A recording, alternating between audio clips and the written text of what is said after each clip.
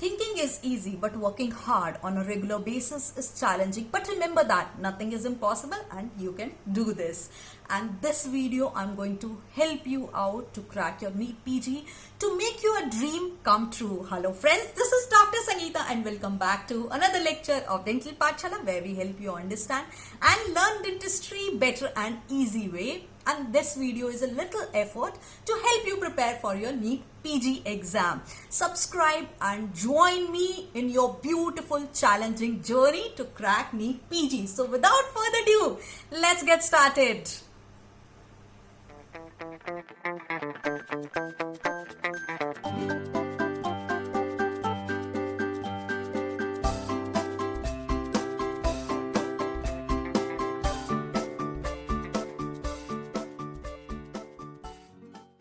Hello friends and welcome back to another lecture of NEET series, and today's video is a continuation of salivary gland diseases, disorders, abnormalities. So last video we have covered all the salivary abnormalities. This video, as I promised you, we are going to cover the neoplasm.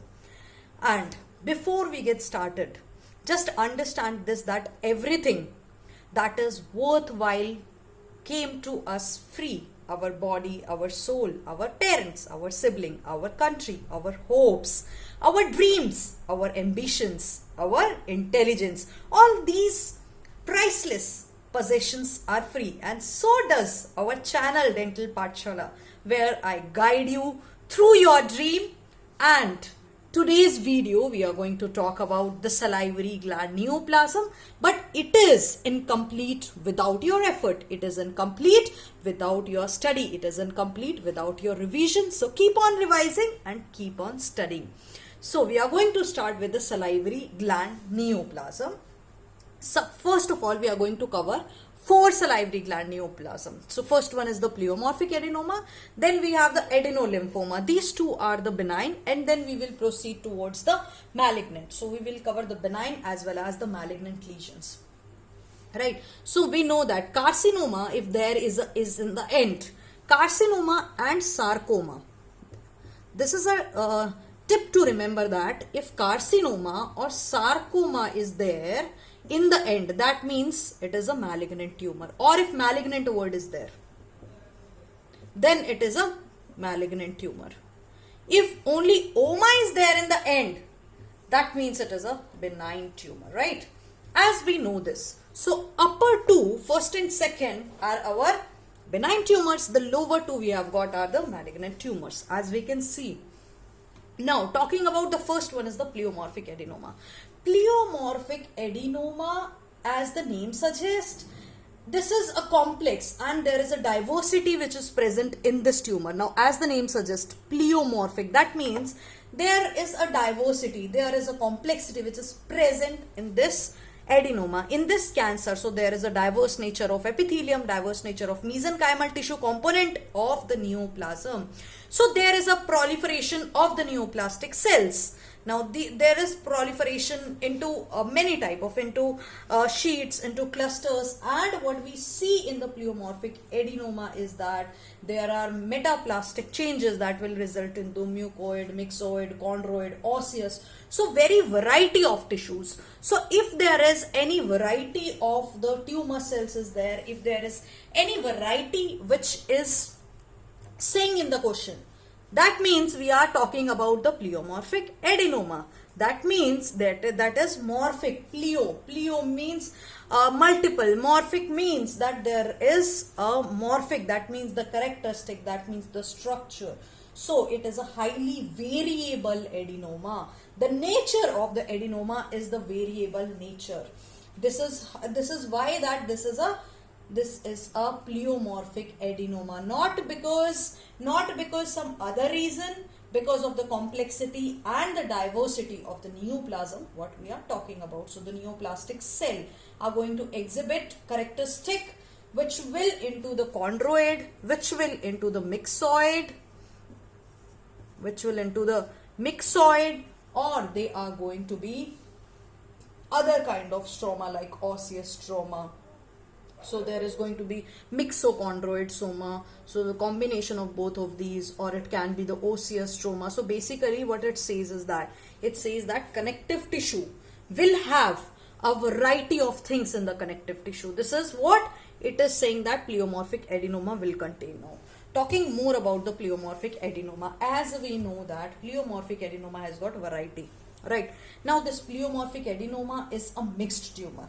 So, we also call it mixed tumor. That means this is going to be a parotid gland tumor. This is going to be a submandibular gland tumor. This is going to be sublingual gland tumor. This is going to be minor gland tumors. So majority of the pleomorphic adenomas are the parotid. But there are also present, pleomorphic adenoma is also seen in the submandibular, is also seen in the minor, and variety of. So that means that the pleomorphic adenoma is a mixed benign tumor. That means it is going to be present in all of the glands, major as well as the minor salivary glands. And this pleomorphic adenoma, it originates from the intercalated ductal cells, and it is originated from the myoepithelial cells. Now the age group is usually, mean age is actually we say 40 age group, but it is usually on a elder side. So 40, 50 plus above people, they have this pleomorphic adenoma. So it rarely involves the minor palatal glands. We will talk about the minor glands also. So clinically, if you look at the pleomorphic adenoma, this is again like every other neoplasm, but there is something different about the salivary gland neoplasm. What is different about? See, once you look at any of the neoplasm, they are fixed. When you palpate it, the very characteristic feature of a neoplastic swelling, characteristic feature of a swelling of a tumor is that the tumor is hard on palpation. That means once you touch the surface of a tumor, the tumor mass is always hard, except few like there is a lobulated surface like in papilloma and all that, leave that. But if we are talking about the mass or the swelling is usually fixed to the underlying structure, is usually hard, is usually rubbery. But salivary gland neoplasm are not that, except one cylindroma that we will talk about. Cylindroma are the exception because they have got the neural connection. So leave cylindroma. Other than that, all of the tumors, they are soft. Even though they are rubbery, but they are soft. They are not hard. They are freely movable. And also they are not fixed to the underlying structures. Now, this is what differentiates the neoplasm of the salivary gland to in general neoplasm. And malignant transformation of pleomorphic adenoma is not that common. So, other features are same. It is usually solitary swelling. It is usually slow growing. It is usually painless, exophytic growth. So, all these except all these features are same.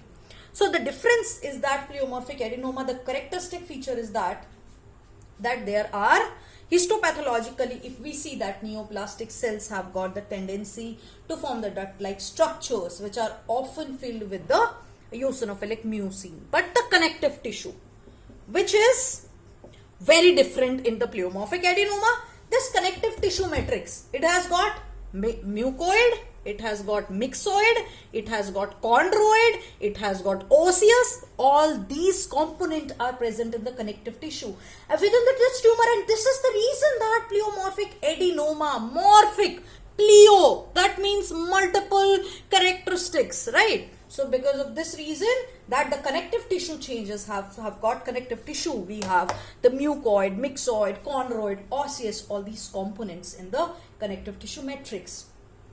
Also, there is a squamous metaplasia that we see. So, all these structures, we see that in the pleomorphic adenoma, the glandular cells or the epithelial cells, they are polygonal, spindle, or they are stellate shaped because they have got tendency to form the duct-like structure, which are usually filled with the eosinophilic nuclei. So, these duct-like structures are present in the epithelium, and this duct-like structure inside, what is there? Inside there is eosinophilic nuclei, which is present. So if we take the cut surface there are variegated appearance with some few hemorrhage or with some cystic area which are present. Now this pleomorphic adenoma, it take a long time to grow. It takes several years if it want to grow into an inch size. But what we have to remember is that it is a mixed tumor. Secondly, it has got a morphism. It has got lot of morphism. Multiple morphism. It has got mucoid, it has got myxoid, chondroid, osseous. All these changes are present. Metaplastic changes are present in the tumor tissue, in the connective tissue. So, pleomorphic adenoma, as we are reading it in the first, that means this is the most common tumor of the salivary gland. So, this is the most common salivary gland neoplasm. Second number, we are talking about Warthin. That means the second most common is the Warthin tumor. Very easy. Pleomorphic adenoma. We are studying it since the childhood. I mean, since the third year. Not the childhood, but still.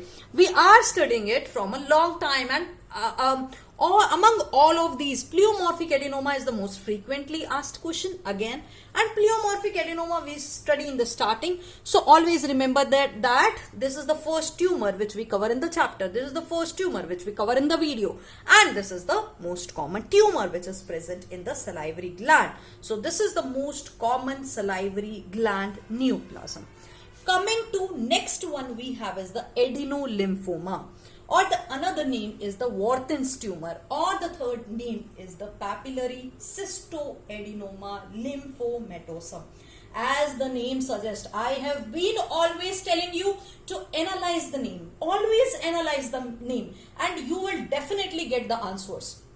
So what we have to do is, we have to look for the name. Adenolymphoma. That means there are going to be adenoma which contain, see, as the name suggests, cyst adenoma. Cyst, what do you mean by cyst adenoma? That means there is a cystic space which is present in the adenoma. So adenoma which is going to exhibit the cystic space. And what do we see that?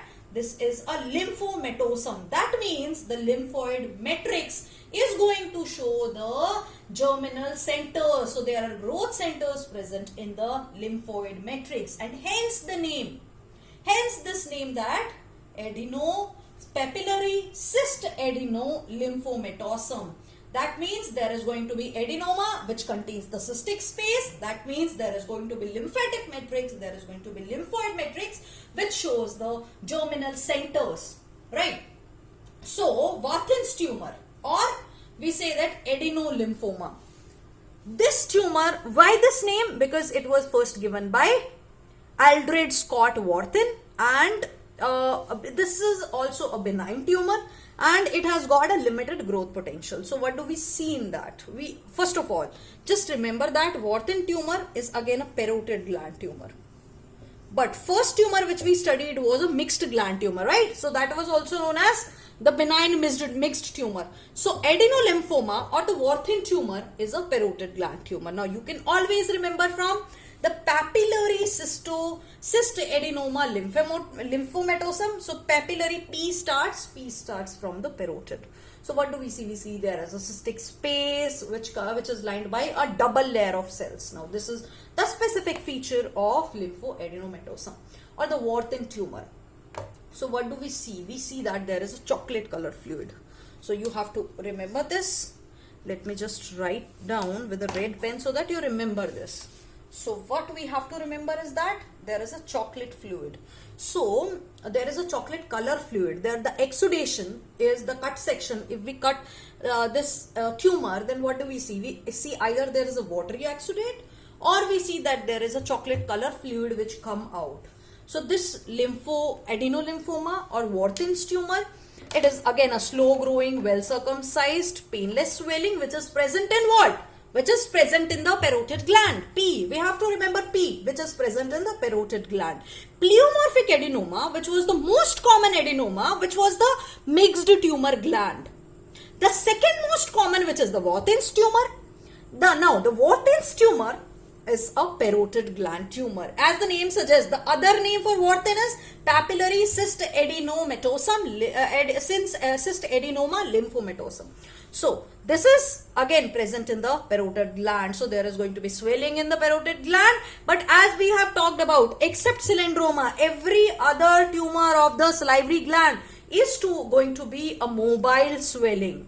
So there is a movable swelling. Now we know that location of the parotid gland, as we know that this is close to the ear, right? So there is going to be swelling, movable swelling in the superficial lobe, which will be present close to the angle of the mandible. It can again grow up to 2 to 4 centimeters. So once we compress it, once we palpate it, we feel that there is a dough feeling on the palpation. Again, also adenolymphoma or the Warthin's tumor is not fixed to the underlying tissues. Except cylindroma, none of the tumor has got the feeling of fixed to the underlying tissues, right?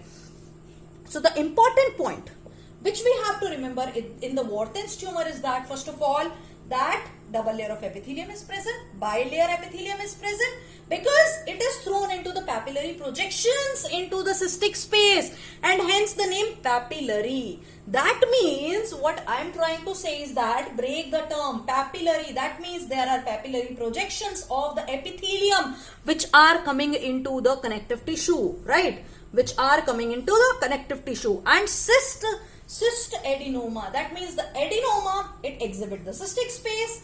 Then the third one we have is the lymphomatosum, that means the lymphoid matrix, it shows the germinal centers. And on the cut section, on the exudation, there is an exudate of usually the chocolate color fluid, and it is the second most common. Next, coming to the ACC, adenoid cystic carcinoma, or we call it the cylindroma. Now this is first reported by Bill Roth, and this is a malignant neoplasm. As the name suggests, carcinoma, whenever you see carcinoma, whenever you see sarcoma, that means it is a malignant tumor. See, these are some few tricks to answer an exam. Sometimes they just ask that which is the malignant tumor. So if you analyze the question, you can even answer that. So adenoid cystic carcinoma, also known as cylindroma, there is a malignant neoplasm of the salivary gland. And what happens, what is the specific feature of cylindroma or ACC? So always remember that ACC is actually, there has got neural connection, and this is the reason this is fixed to the underlying tissue. This is the reason that it spreads via the nerve trunk, and this is the reason that it is painful. Otherwise, rest of the tumors were painless. So this ACC, again, everything is different, right? So it is a tumor of minor salivary gland, and the most common site, see, it actually it contains both the minor as well as the major salivary gland, but it contains in the minor salivary gland, if the tumor is present, if the ACC is present, then it is going to involve the palate or the tongue. If in the major salivary gland, then it is going to involve the submandibular gland. This time there is no parotid gland. This time we have got the submandibular gland. So if it is involving the minor gland, then it is the palate or the tongue. If it is involving the major gland, then it is involving the submandibular gland. But remember, ACC have got the neural connection. That means the spread is going to be, the tumor is going to surround the nerve trunk. That means there is a neural invasion. That means that either the hypoglossal nerve, either the lingual nerve, or if there is palate, then the greater palatine nerve. So patient will again complain of the pain.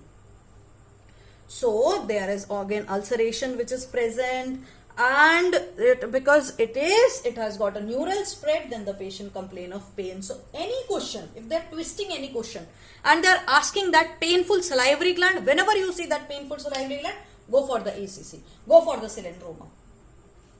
Okay, then what do we see? We see that there are basal cells of the oral epithelium that are hyperchromatic nucleus. So there is a double layer of the epithelium which is arranged in a cylindrical pattern. So when this double layer of the epithelium, which is again, we have covered these salivary gland neoplasm, each one we have covered separately. So if you want to study in detail, you can always go back in the oral path lectures, and or you can look for any of the oral path condition or any disease if you want to see. So what do we see? That there is the cylinder-like pattern, double layer of epithelium, which is giving a Swiss cheese appearance. So what do we see? Suppose if there is this much box, right? This layer of epithelium. In between there are holes present. In between, when holes are present, like this, like this, like this. So if you have watched Tom and Jerry, and if you have watched that Swiss cheese, that cheese pattern, so if you have seen that there are holes in that cheese, so like that, there is histological appearance of ACC, or the cylindroma is like the Swiss cheese pattern. So that is why we call it that there is a Swiss cheese appearance, because there is a duct-like pattern. And there is a hyalinization in the connective tissue that surround the tumor cells. That is by forming like a cylinder. And this is the reason that ACC is known as the cylindroma. So histologically there are many subtypes. There is cribriform, solid pattern, tubercle pattern. So what do we see? We see that basically the tumor cells are spreading via the perineural or via the interneural space. So this is what we call the neurotropism. Right. So what do we see in ACC is that we see that there is a neurotropism. Neurotropism means that there is going to be a spread via the perineural or the interneural space. Now, again revise it. ACC is a malignant neoplasm. As we know it, ACC has got a cylinder-like structure. ACC has got a Swiss cheese appearance. ACC is occurring in the both minor as well as major. But most important thing which we have to remember in ACC is that ACC has got the nerve involvement. ACC has got the neural involvement. Right. So coming to the last one, that is our mucoepidermoid tumor or mucoepidermoid carcinoma. So as the name suggests, this is a carcinoma. So this kind of carcinoma is a malignant salivary gland. As the name suggests, carcinoma is there in the end. This is obvious. And this is a tumor which is present in the children. So other than this, which tumor we have studied in the children? We have studied the Ewing sarcoma. Less than 10 years of age, the most common malignant bone tumor is Ewing sarcoma. Less than 10 years. If we are talking about in children, malignant tumor most common in the bone, then we will say that this is osteosarcoma. But if the child is less than 10, then we will say that it is Ewing sarcoma, right? So again, the most common, if I ask you the question, most common neoplasm of the salivary gland is in the children is malignant. I am asking, is the mucoepidermoid carcinoma. Again, one more question. If I ask you that most common cancer malignant tumor, most common malignant tumor of salivary gland is again mucoepidermoid carcinoma. Right? So we have already studied two things. Another thing is that it is either going to involve the parotid gland or it is going to involve the minor salivary gland. Right? So these are some important things about the tumors. Mucoepidermoid carcinoma. We see that in the mucoepidermoid carcinoma, again there is a cystic painless swelling where patient often feel that there is a cyst which is inside my mouth. And again, if this enlarges, there is expansion. We always see that there is expansion, distortion of the cortical plates, right?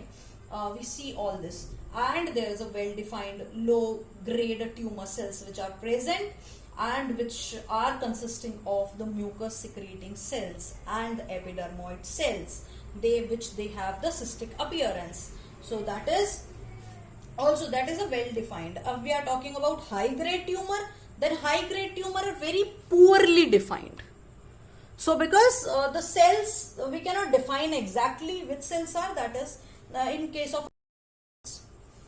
So what are the key points which we have to remember in case of salivary gland neoplasm is that, first of all, I just want to go through one more thing, that is the cyalograms. So how cyalograms look like? If you take a cyalogram, so normal ductal system, normal salivary gland duct, how they looks like, tree limbs that looks like. which is followed by the bloomed appearance after there is a acinar feeling.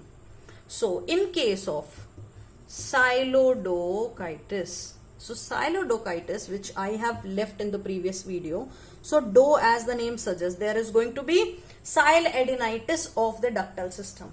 That means there is going to be inflammation of the duct of the salivary gland.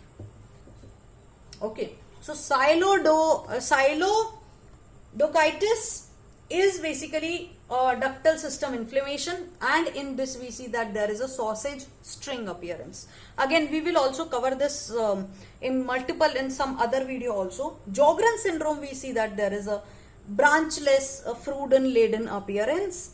Benign salivary gland tumor, we see that there is a ball in the hand appearance.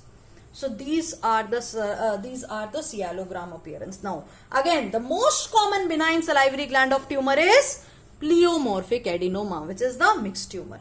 The second most common benign salivary gland tumor is Warthin tumor. Again, it comes in second number.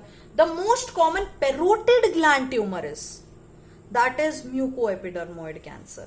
The most common malignant salivary gland tumor is the Mucoepidermoid carcinoma, right?